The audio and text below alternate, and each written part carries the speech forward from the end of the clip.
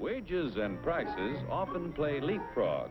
One jumps up, then the other, which means a steady rise in our cost of living.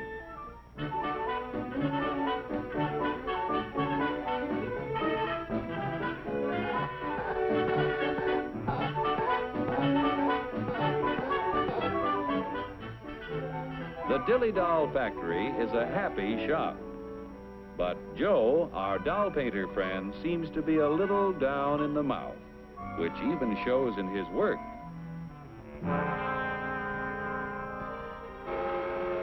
Joe is pretty discouraged because the high cost of living makes it harder and harder to make ends meet. Hiya, Joe, old boy. Hello. Better look in that envelope. Wow, a raise! And just in time to buy the kid a birthday present. What'll I get? Let's see. A dress? Bicycle? Roller skates? Shoes? A book? A doll? A doll!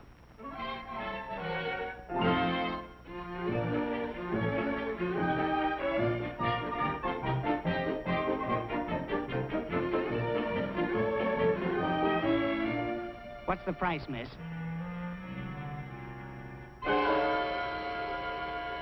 I work in a factory that makes this doll.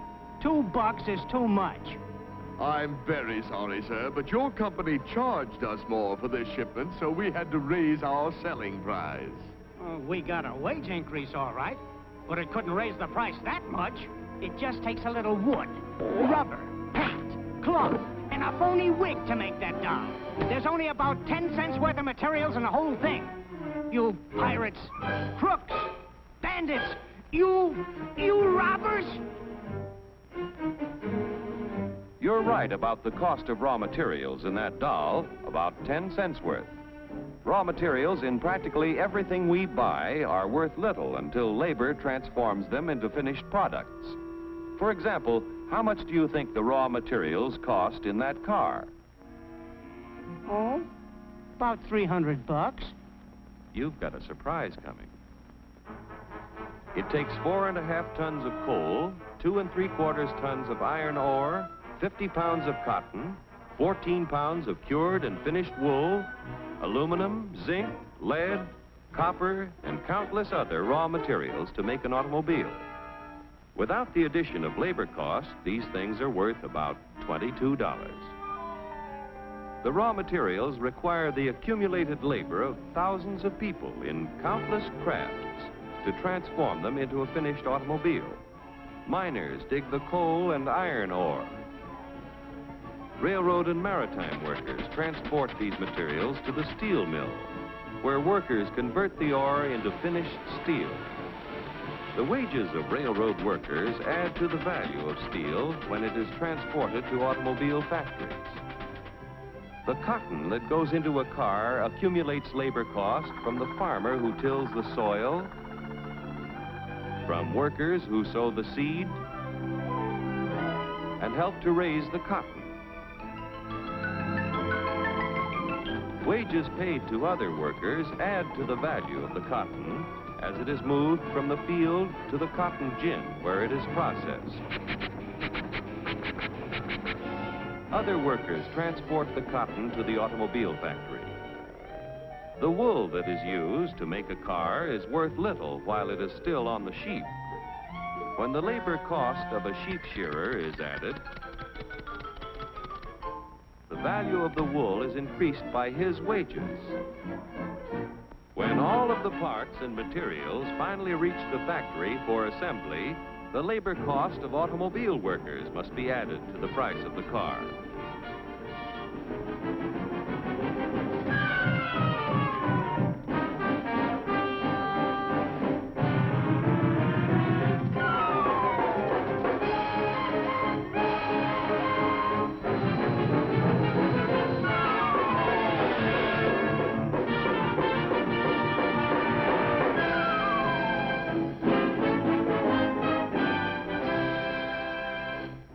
the $1,500 automobile, direct and indirect labor costs add up to approximately $1,200, or over 80% of the selling price. That's before taxes. And what happens to the other 20%, or $300? Raw material cost, $22. Profit to producers of raw materials and allied industries, $89. Profit to part manufacturers, $47. Profit to local dealer, $77. Profit to car manufacturer, $65. Now, when you add $400 for taxes, the cost is $1,900 to the buyer.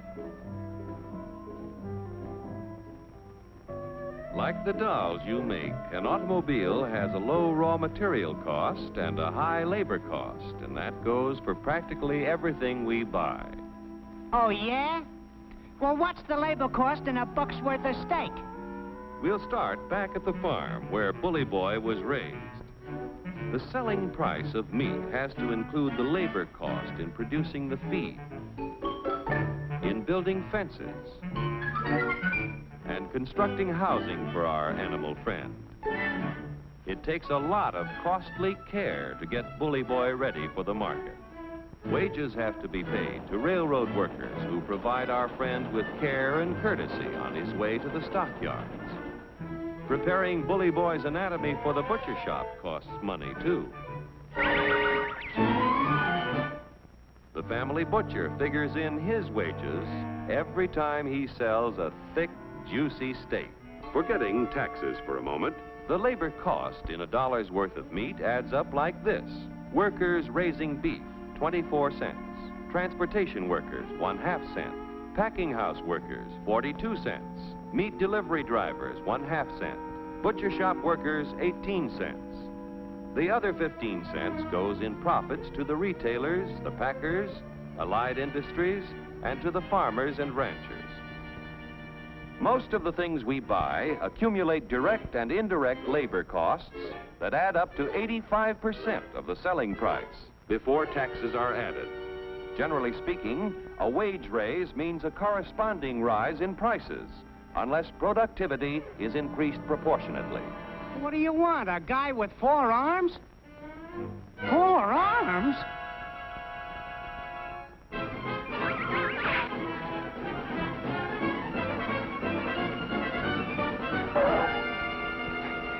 Say, I got a sensational idea.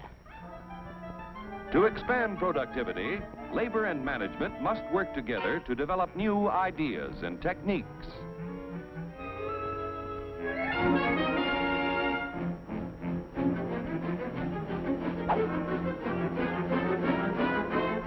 To expand productivity, capital must finance the creation of more efficient tools and plants.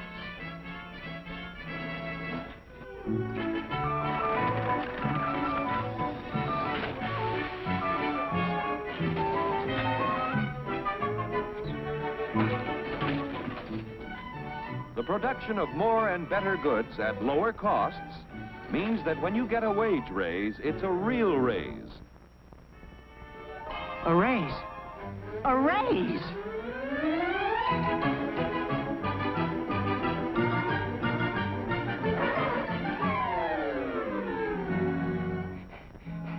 I want to buy a doll. How much? Now you've got a real wage raise, because you can buy more with what you earn. With increased productivity, wages can keep ahead of prices.